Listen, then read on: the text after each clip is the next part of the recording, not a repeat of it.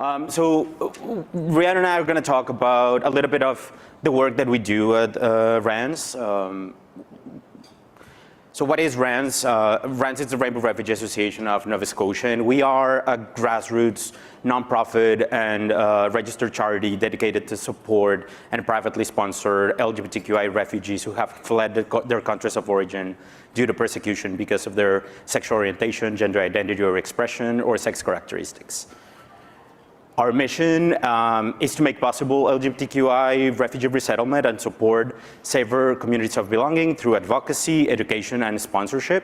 And we envision a world where all LGBTQI people are safe, welcome, and included. And that also includes Canada. Our values, we have this as our pillars: courageous conversations, nimble and feisty, intentional community growth, joyful resettlement, leading with compassion, and striving to equity. What exactly is what we do?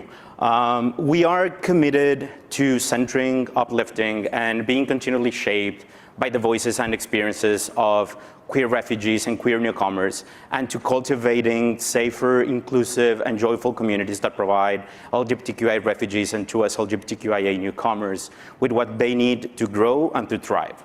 How do we do that? For that, we engage in different things. Our mandate or core mandate is to make possible private sponsorship to LGBTQI refugees. So we put applications together with the people we're working with through the government, and once they are approved and they arrive here, we provide settlement support and financial assistance during their first year in Canada. During that first year and also beyond that, we provide settlement services, and we do this through like a three-way approach. So the first thing is once people arrive, we pair them with what we call our Circle of Care model. So these are small groups of 3 to 5 volunteers, which we previously trained on the nuances and the challenges that LGBTQI refugees might face. And these small groups serve as like an immediate network of support, so people can start building a community right behind them, like around them. And then we also provide, through our settlement coordinators, one-on-one settlement services. So this looks like working with people to find housing, employment resources, language training, finding different resources that they might need according to their specific needs. And we also create these spaces where people can start building community. And yesterday somebody was kind of asking about that. Like, it is very important that we are able to map the resources that are available in our communities. But if there's none, then we need to create it. Okay? Another thing that we do is we engage in education and capacity building efforts. So this looks like kind of this. We work together with partner organizations to raise awareness of the specific needs that LGBTQI refugees and to us LGBTQIA newcomers might have. But we also work on the inside. So we engage in training efforts with our volunteer base and also with members of our community. It is very important also to look in our insights, because unconsciously, even within ourselves, being queer people might live with some internalized homophobia, transphobia, so it's important that we also educate ourselves on those matters. And we also engage in some advocacy, so we do this also in a two-level way. We are part of a nationwide coalition of LGBTQI refugee-serving organizations. It's around 20-21 organizations around Canada, and RRANS has been a member of the steering committee for many years now. And we also created this document, which is available in our website, Rainbow Refugee NS.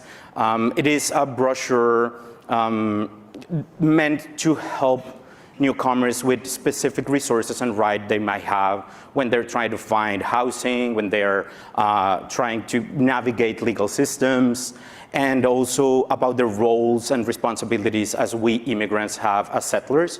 So we make available some resources about the indigenous communities around us. And we have this resource available in English, French, Spanish, Arabic, and Farsi.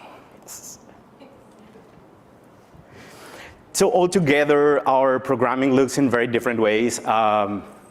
First, settlement support, I already talked about that, the one-on-one, the circle of cares. We also have these weekly community hangouts. This was a very interesting pilot last year. It started as a bi-weekly thing, just 4 to 6 p.m., people having coffee together, having some snacks. But then we listened, and Dr. Giwa mentioned before, like, we started listening and people were saying, like, hey, I'm still working at that time. Can we do it like a little bit later? So we changed it to 5 to 7. And then it started to become really popular. So people were like, okay, can we, instead of doing bi-weekly, can we do it weekly? So now we do it weekly. And now it's not 5 to 7, it's 6 to 8 because people want it. So that's what we want to do. And now we've started to listen, like, hey, can we do some stuff during the weekends? We're working on that. So we're trying to adapt our services, listening to the people we're serving.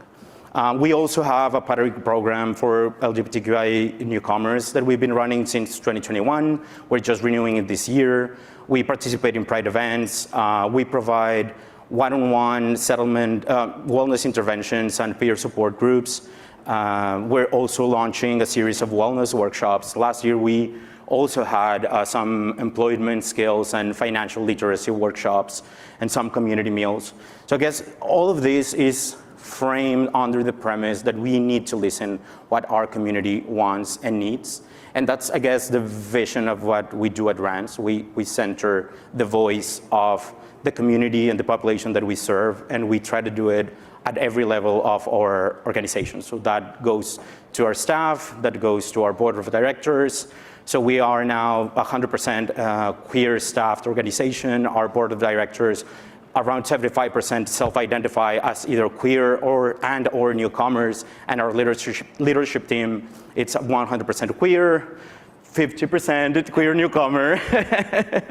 But yeah, so this is basically what we do. I'm gonna invite now my fabulous co-AD Rhiannon to come to the stage and talk a little bit more about how do we do what we do.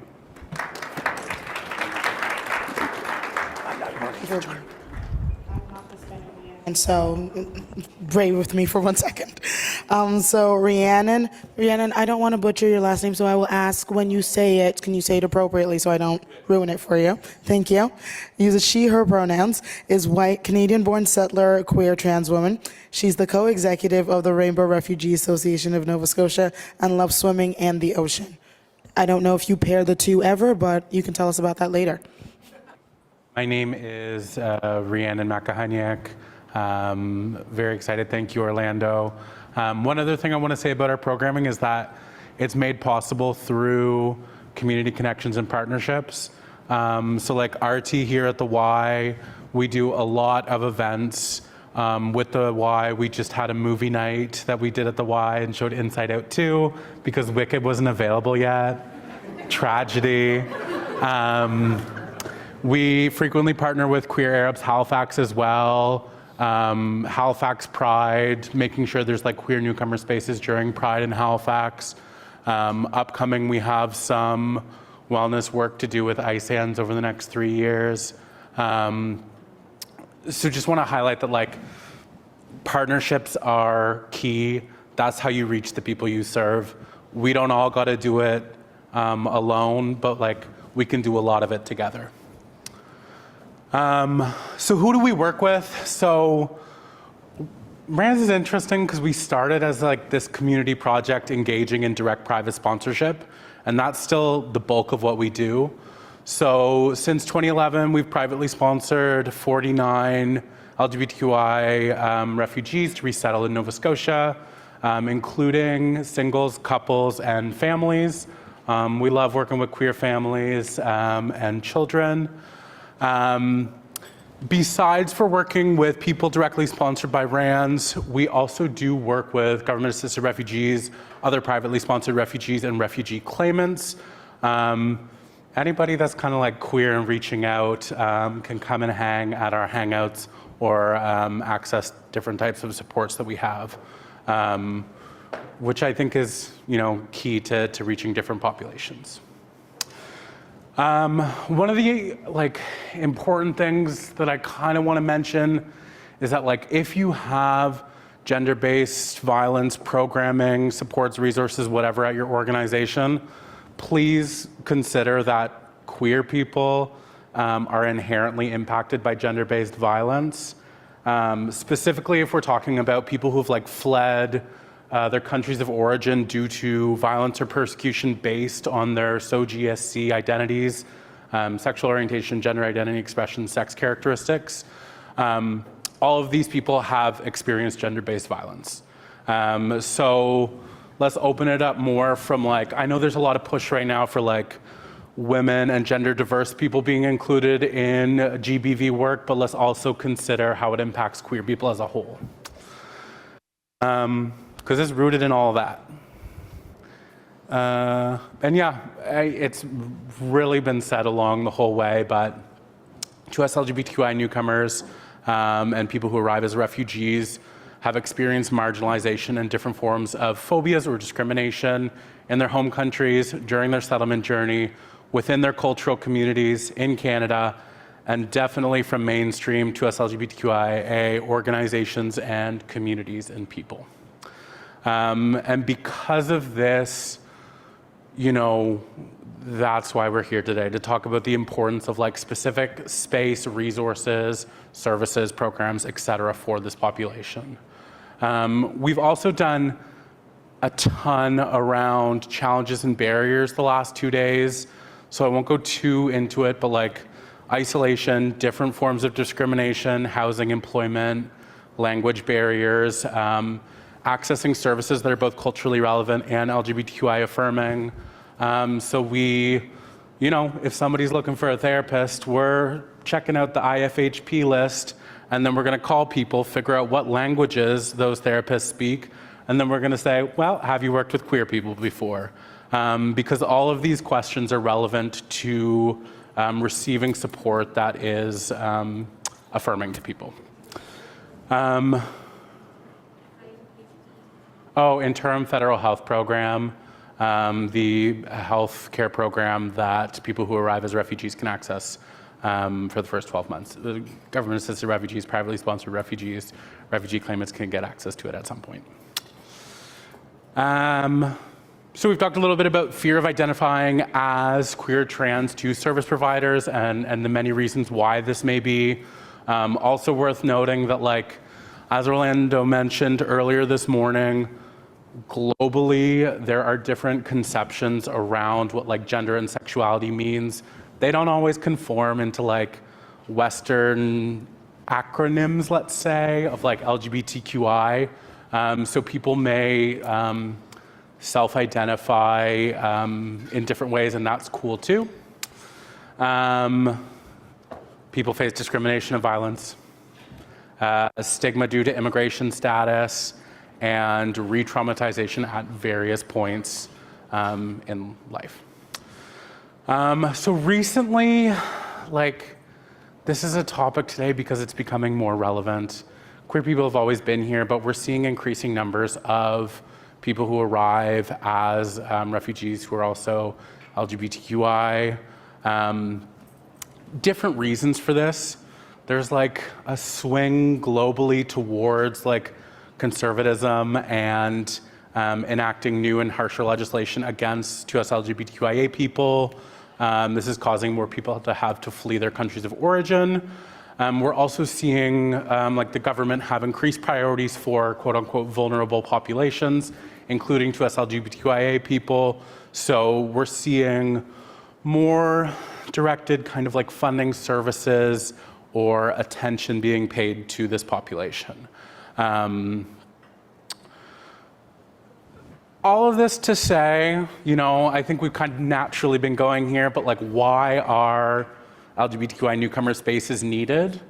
So as you can see, as we've been talking about, you know, this work that we were doing yesterday, finding kind of solutions to these scenarios, many people who arrive as refugees or LGBTQI newcomers in general may not feel safe, heard, supported in newcomer spaces, so in settlement organizations, in cultural groups or communities, or in us LGBTQIA spaces. So in queer organizations, maybe interpersonally through like dating apps or like queer bars, events, programming, whatever. And inherently as like a baseline, like very low threshold. Queer newcomers deserve to feel affirmed and welcomed, because it helps people move from surviving to thriving, right? We're thinking about like health outcomes, social determinants of health. These spaces create senses of like welcoming and belonging that allow people to like exist. The hangouts that we do, people can just go and like queen out and just like talk to each other. People have space for the first time to like talk about what they're feeling, maybe not to like a settlement counselor or a service provider, but to a peer who's going through like the same damn thing, but maybe 6 months ago. They create space for people to connect with each other. They combat isolation. And well, yeah, we said it, create a sense of belonging. Somebody yesterday back there was asking about, you know, there's these 2 newcomers, they're queer. I've been supporting them, but like I can't always be there. And like, yeah, as staff people, like you cannot individually or solely be there to support somebody. That's not practical. That's not good boundaries either way. It's not like a good expectation. What I would encourage you to do is like, I know many of you are like frontline staff, but like encourage the need for these queer newcomer spaces so that like you can foster people to support each other and build community with each other, on top of providing like direct supports programming and resources for people. We have found these spaces to be like essential in the work that we do, just to create like lasting impact and connections. We also, in your books, we have a toolkit. Can somebody hand me one? Sorry. Thank you. One of our staff members developed this last year, a year and a half ago, through funding from WAGE. Thank you, Women and Gender Equality. And this toolkit goes through some, in the back there's some definitions, in the front there's some like context talking about like who LGBTQI newcomers are. There's a little bit about GBV because it is important. But one of the kind of key things in here is there's some like practical actions that you can take. And it's split up into like interpersonal things. So things you as an individual or as a frontline worker can do. Things, organizational changes. So things you can push for or adopt in your organization, and also systemic changes. So recognizing, we talked yesterday during some point, I think during CHEM, your piece about, you know, we as people can do these individual actions to like support people, to support each other, but we do recognize that like the system is inherently flawed and broken, right? We can work within our means to create change and to create positive impacts, but we also need to push societally as we can for these changes because, well, it just needs to happen at different levels for meaningful kind of change and support to happen. So yeah, check that out. It's great. Shout out to ARAISA for doing a little translation on that. Very slay. It also comes in French. Merci beaucoup. Yeah.